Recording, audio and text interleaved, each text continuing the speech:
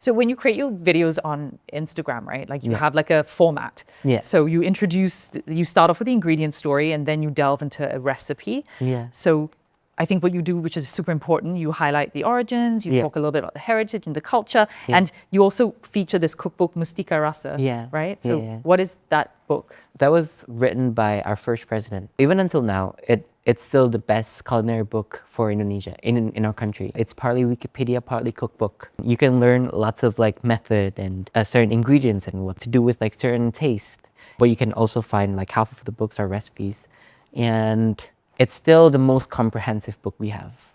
And it's like, I don't know, 60 years old, 70 years old. Well, I feel like through watching your videos, you're rediscovering food, ingredients, culture, Indonesian culture.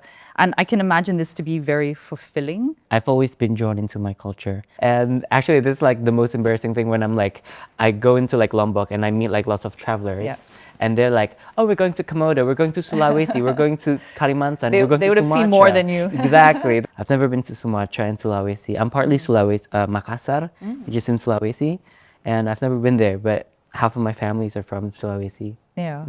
So you discovered communities practicing, we call it unintentional veganism, if that's a word. Yeah. I just entered my new vegan phase where I'm like advocating towards biodiversity more. Okay. What does that mean? Food diversity. Okay. So it's like the array of like fruits and vegetables. I've been talking about like how diverse our food like scene is in Indonesia and like our culture is. But one of the struggle for Indonesia is that we have lots of identities and there's just not even one food that can represent the whole country. So if you had like a national food? We do, yeah. I think it's nasi goreng. But even then, like kecap manis can only be found in Java. In Sumatra, people hate kecap manis. They hate the taste of sweetness in their savory foods. Yeah, so even then, like it doesn't represent Sumatra. It doesn't represent Sulawesi. Interesting. And rice is it's a Java or like such an Asian, like East Asian thing, you know? Like we should diversify our carbs. Like there's lots of like alternatives towards rice. Like back before globalization of rice, we tend to eat cassava, we tend to eat like sweet potatoes, like sorghums and sago. Lots of things. But you mentioned something earlier about how Indonesia is so diverse, and how would you want to tell that story? Like, how would you want to tell the story of Indonesian food? Okay, I get what you mean. I'm not necessarily like promoting certain dishes. I'm not hoping for like certain dishes to be able to represent the whole country. What I really want is for Indonesia to be the inspiration for food biodiversity.